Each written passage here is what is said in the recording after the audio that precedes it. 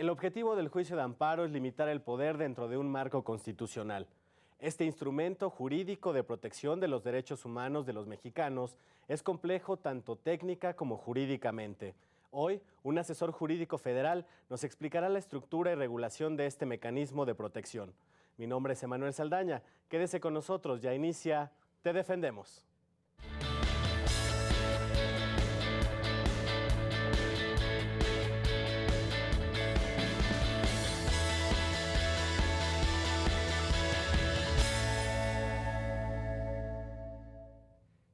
Hoy nos acompaña el licenciado José Luis Hernández Martínez, asesor jurídico federal. Licenciado, bienvenido nuevamente a este espacio. Al contrario, muchas gracias por la invitación. Licenciado, ya habíamos hablado del juicio de amparo en este programa. Ahora lo vamos a abordar de una manera más técnica. Para empezar, díganos cuál es la ley vigente del juicio de amparo en México. Bueno, la ley vigente es la que se publicó en marzo de 2013, la que rige ahora la técnica del juicio de amparo. Vino a suprimir o abrogó más bien la ley de amparo de 1936.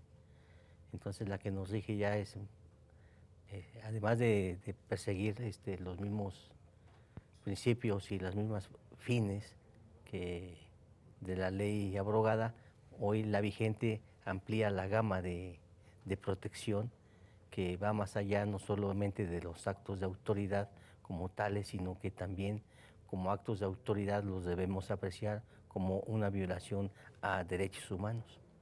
Licenciado, ¿no se habían hecho modificaciones desde el 36 a la ley de amparo? No, yo tengo conocimiento que había, digamos, tendencias a reformar la de 36, incorporando ciertos principios como la interpretación conforme, ¿no? Que quiere decir que implementar o incorporar a la ley de 36 mediante reforma ciertos principios o materias que ya estaban definidas en cuanto a la procedencia del juicio de amparo, a efecto de facilitar el acceso a los gobernados, hoy personas, el acceso a la justicia. ¿Cuáles son las principales características de este medio de control constitucional que, bueno, ya hemos platicado, que es muy característico del orden jurídico mexicano? Bueno, las características, el juicio de amparo se rige por ciertos principios, no propiamente características, ¿no? Que son necesarios para tener el acceso, digamos, ante los tribunales federales, mediante una demanda de amparo, a acatarlos, a cumplirlos, ¿no? Que derivan de la propia ley, que debe ser los principios de instancia de parte agraviada, ¿no? Los principios de afectación de una afectación de personal y directa de la propia persona, ¿no? El principio de definitividad, ¿no? El principio de relatividad de las sentencias, y así una serie de principios que se van derivando a efecto de poder tener una visión más amplia de la estructura y de la temática que vaya a tratar la demanda correspondiente. ¿Podríamos profundizar un poquito sobre estos principios para comenzar el principio de instancia de la parte agraviada? Bueno, sí, ya hemos comentado en el programa anterior sobre el juicio de amparo acerca de este principio que debe ser la instancia constitucional de amparo no puede iniciar de oficio, nadie la puede oficiar, nadie la puede iniciar oficiosamente, un juez, nadie, ninguna autoridad, ni mucho menos el Ministerio Público.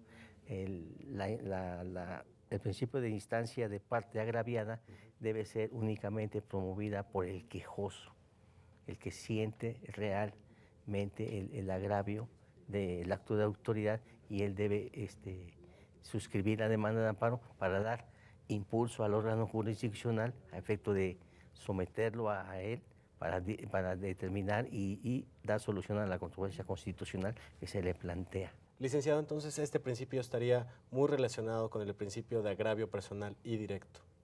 Evidentemente, el quejoso es el que firma la demanda de amparo y es el que en un principio resiente el agravio personal y directo, y el que debe suscribir la demanda, y es otro de los principios que rigen el juicio de amparo, de que se debe ser a instancia de parte y que sufra un amparo, un agravio, perdón, personal y directo del acto de autoridad. Licenciado, ¿y qué hay del principio de definitividad? Ese principio es muy importante, como ya lo hablamos. No todo acto de autoridad es susceptible de impugnarse directamente a través de la vía de amparo, sino que este principio nos indica que si hay un recurso o medio de defensa legal que pueda modificar, revocar o nulificar el acto reclamado, hay que agotarlo. Es decir, al existir en las leyes secundarias un medio de defensa para hacer valer o impugnar la resolución que nos es desfavorable, como en un proceso civil hay el recurso de apelación, y terminándose el recurso de apelación, sigue el amparo, ya sea directo o indirecto, en contra de cualquier resolución. Entonces aquí hay que agotarlo. O sea, no puedo yo indiscriminadamente irme al juicio de amparo directamente. Hay que agotar ese principio de definitividad que se traduce, como lo he mencionado, en el agotamiento de los recursos o medios de defensa ordinarios previstos en las leyes. Licenciado, ¿y el principio de relatividad de las sentencias de amparo, qué nos quiere decir? Bueno, ese principio continúa vigente en la nueva ley de amparo, en el artículo 79, que establece que las sentencias solamente ampararán a las personas que hayan solicitado el amparo, y y los efectos nada más van a tener relación del quejoso, y no, digamos, hacerlo extensivo, ¿no? Ese es en esencia es lo que significa el principio de la relatividad de las sentencias de amparo o fórmula Otero, que no varía en nada, ¿no? Esa es la misma la misma fórmula que se establece en la ley que se fue abrogada. Los mismos principios que ya tenía Sí, exactamente. Muy bien, licenciado. Bueno, es un momento de hacer una pausa. Al regresar seguimos hablando sobre la estructura de este medio de control constitucional. Muchas gracias. Vamos a la pausa, no le mueva. Estás en Te Defendemos.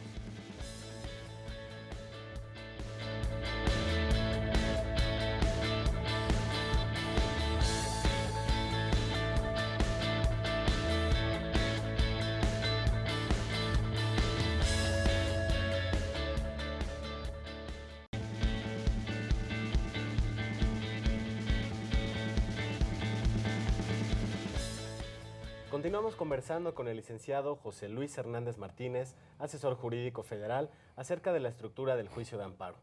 Licenciado, en el otro programa ya nos había explicado en qué consiste el juicio de amparo indirecto. Técnicamente, ¿cómo lo podríamos describir? Técnicamente, bueno, de manera sencilla, para que el público espectador que no es avisada en la materia jurídica, el juicio de amparo directo procede en contra de cualquier acto de autoridad que no sea una resolución definitiva o una resolución que ponga fin al juicio. Puedo yo imaginarme una demanda de amparo indirecto, como ya habíamos puesto el ejemplo de una multa de tránsito, ¿no?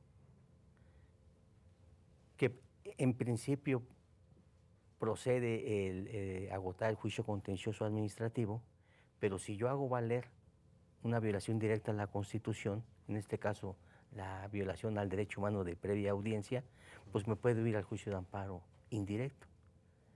Esa es la situación sencilla, ¿no? En contra de cualquier acto, digamos, que no inscribieron los apellidos de mi hijo recién nacido en el registro civil como mi segundo apellido, ¿no? O primero el apellido de la madre. Antes eran apellido paterno y materno. Ahora en vía de amparo si la resolución del juez de registro civil no quiere acatar, digamos, el artículo correspondiente, el 458 del Código Civil, y si no, yo primero me tengo que ciñir a lo que establece la ley y me dice que es primero el apellido paterno y después el materno. Me puedo ir al juicio de amparo por esa determinación, por ese acto autoritario de autoridad, por violación, digamos, a la garantía de igualdad, en este caso entre el hombre y la mujer, ¿no? Hacer violaciones, digamos, constitucionales que tienen que ver con la perspectiva de género, en cuanto a que no me dejan a mí o a la madre que tener el primer apellido de su hijo en primer lugar. Ese también sería motivo de un juicio de amparo indirecto, impugnando, claro, la como inconstitucionalidad de una ley, en este caso el artículo 458 del Código Civil, y llamando a todos los que intervinieron en ese proceso legislativo y concretamente el acto de ejecución, en este caso sería el juez del registro civil. Licenciado, en este punto valdría la pena señalar si existen diferencias entre el juicio de amparo directo y el indirecto. Pues la diferencia trascendental es esa, que se deriva del propio acto reclamado. El amparo indirecto procede en contra de cualquier acto de autoridad que no sea una sentencia definitiva. Y al contrario sensu, procede el juicio de amparo directo en contra de resoluciones que tienen definitividad, que ya no admiten otros recursos y que pueden irse al amparo indirecto. Hablamos aquí, digamos, en amparo directo en un proceso civil, que se siguió todo un juicio, digamos, un juicio ordinario mercantil. Se siguió, digamos, si la cuantía del negocio lo considera, o es procedente el agotamiento de recursos de apelación y posteriormente el juicio de amparo. Hay que seguir una serie de pasos hasta agotar el juicio de amparo directo. Y en el juicio de amparo indirecto no hay, digamos, no hay un procedimiento previo para interponer la demanda de amparo. Como hemos dicho, es cualquier acto de autoridad, ¿no? ¿Y en todos los casos aplica la suspensión del acto reclamado? Si procede, sí, si procede el acto reclamado, no, porque recordemos que en materia de suspensión hay actos, digamos, que ya son ejecutados, ¿no? O sea, que ya no tiene efectos restitutorios, ¿no? Como en este caso, digamos, el ejemplo que yo les puse del acta de nacimiento del menor o de la menor, pues es un acto ya consumado. Ese no es susceptible de suspenderse. El juez de distrito no puede decirme, sí, mientras determino el juicio de amparo, pone los apellidos como primero el de la madre y después el del padre, ¿no? No puede ser, ahí no cabría la posibilidad de solicitar la suspensión. Licenciado, ¿cuándo aplica la suspensión de oficio y de plano? Bueno, la suspensión de oficio de plano es cuando ya hay violaciones, digamos, directas a la Constitución que pongan en, digamos, en este caso, actos que importen peligro de privación de la vida, desaparición forzada, el ingreso forzado al servicio militar nacional y otro tipo de actos que están establecidos en el artículo 22 de la Constitución, ¿no? Esa es más que nada la suspensión de plano. El juez de distrito debe concederla de plano, así se llama, de plano o de oficio. Aunque no me lo pidas, yo veo que aquí hay un peligro inminente que puede afectar tu vida, tu libertad. Entonces yo te la puedo conceder, ¿no? Te puedo conceder la suspensión. Ahí no tiene que ser el quejoso quien interponga el juicio. Bueno, necesariamente, digamos, en materia penal, si uno está privado de la libertad o está incomunicado, puede solicitarlo, digamos, un pariente mío cercano, acudir al juez de distrito, digamos, y por comparecencia inclusive, sin necesidad de un escrito, de manera verbal puede acudir al juez de distrito y decirle, manifestarle, oiga, tengo a mi esposo, digamos, o mi esposa privada de la libertad tal, y tengo el temor fundado de que me la vayan inclusive a desaparecer, ¿no? Entonces el juez de distrito, escuchando ese tipo de manifestaciones, pues puede suspender el acto reclamado y ordenar que se suspenda, ¿no?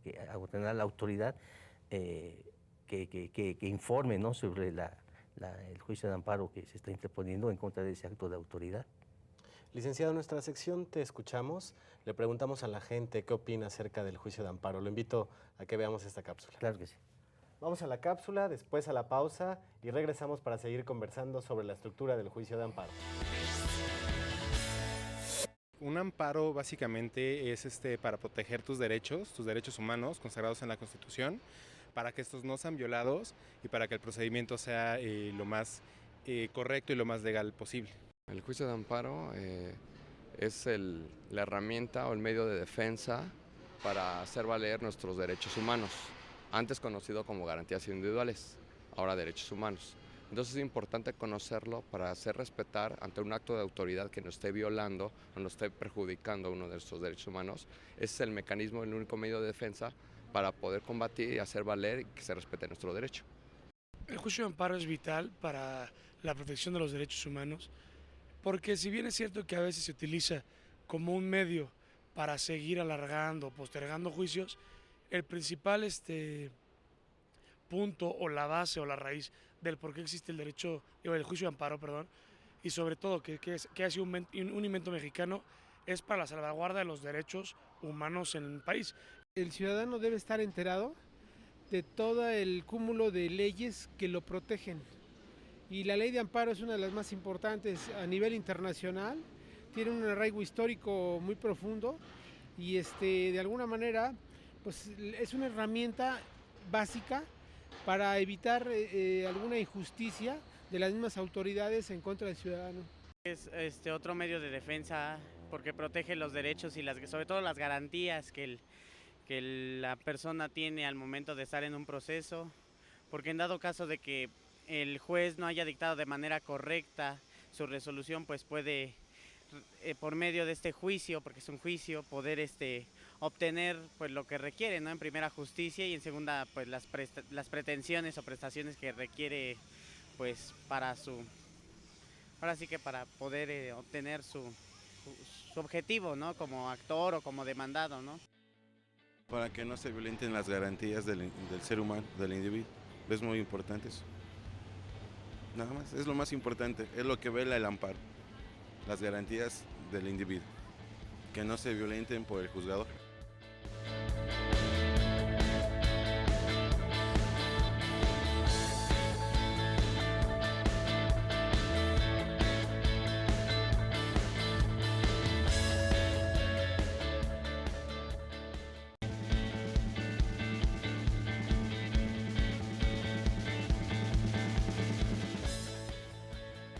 Ya estamos de vuelta, estamos hablando sobre la estructura del juicio de amparo y en nuestra sección Te Respondemos ya tenemos algunas llamadas del auditorio para que le responda al licenciado. Vamos con la primera, es del señor Omar Coronel de la colonia Algarín, de aquí de la Ciudad de México. Él nos pregunta si el denominado quejoso es el que suscribe la demanda de amparo. ¿Qué le puede responder? Claro que sí, el quejoso, el que resiente el acto de autoridad, el que va a señalar el acto reclamado que le causa agravio es el propio quejoso, ¿no? Ahí estamos hablando ya, digamos, de las partes que intervienen en el juicio de amparo. Entre ellas es el quejoso. El quejoso que puede ser precisamente ese en todas las materias. En materia penal que puede ser la víctima o el ofendido. Inclusive puede ser el quejoso, el Ministerio Público en un procedimiento, en un juicio penal, en donde la resolución haya sido favorable, en este caso al reo o al indiciado. Hay diferentes tipos o clases de quejosos que pueden ser como tales en el juicio de amparo. O sea, esa es una parte en el juicio de amparo. En las demás materias, digamos, en los procedimientos civiles o mercantiles, se les llama actor y demandado. En este caso, el actor sería el quejoso. Licenciado, yo creo que valdría la pena señalar que otras partes intervienen en el juicio de amparo. Ah, claro. Además, como hablamos del quejoso, digamos, actúan como partes en el juicio de amparo, establecidas en el artículo 5 de la propia ley vigente de 2013, es el quejoso, la autoridad o autoridades responsables, que en este caso son las que emiten el acto reclamado, ¿no? El que ejecutan o trata de ejecutar el acto reclamado, por las que el quejoso va a solicitar el amparo y de las que el quejoso inclusive puede solicitar la suspensión de ese acto. Entonces aquí ya tenemos como partes en el juicio el quejoso y la autoridad o autoridades responsables. Vamos con la siguiente pregunta, licenciado. Es de un estudiante de Derecho, no nos dejó su nombre. Él pregunta en este sentido, entonces, ¿cómo actúa la autoridad por la que se pide el amparo?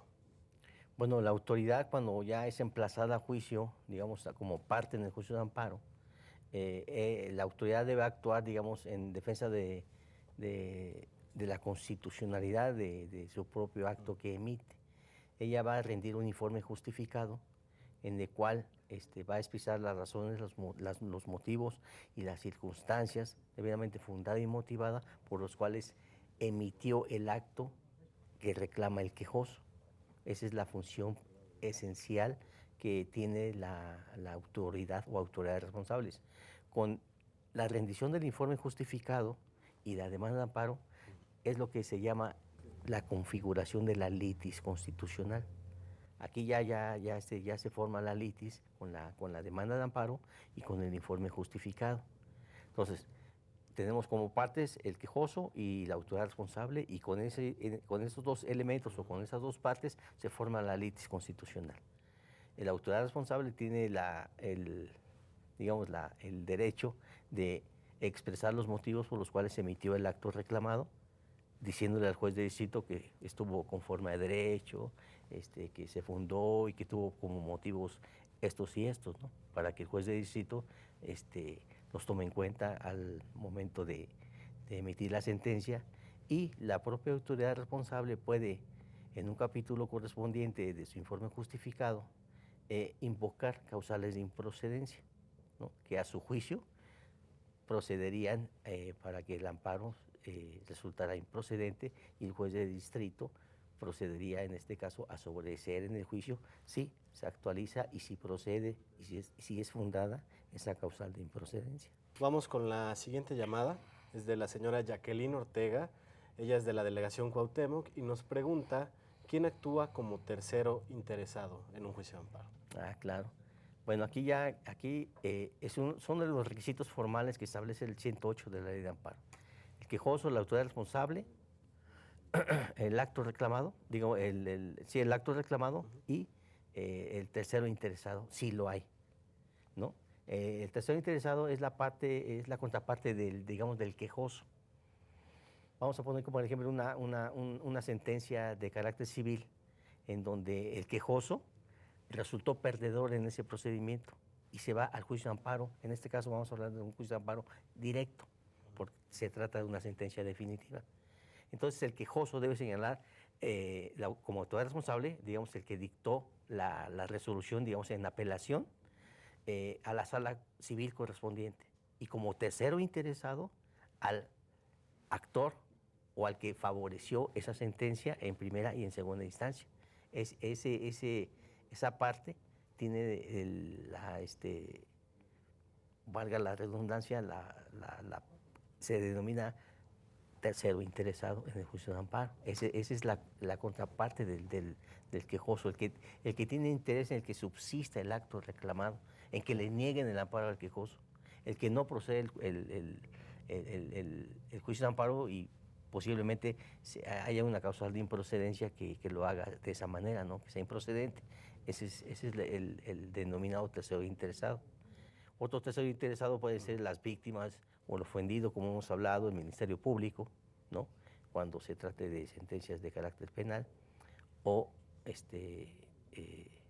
los menores e incapaces. Pero no en todos los casos se aplica que haya un tercero interesado. No todos, no. Por lo general casi no, en amparo indirecto casi no hay tercero interesado. Donde sí hay parte tercera interesada es en los juicios de amparo directo. Ahí están las respuestas al auditorio. Muchas gracias, licenciado. Se nos termina el tiempo, pero antes de irnos, me gustaría que le dijera al público dónde se puede dirigir para solicitar sus servicios gratuitos. Con mucho gusto. Estamos aquí en la Ciudad de México, en Bucareli 22 y 24, en la colonia Centro de Delegación Cuauhtémoc, y ahí los esperamos.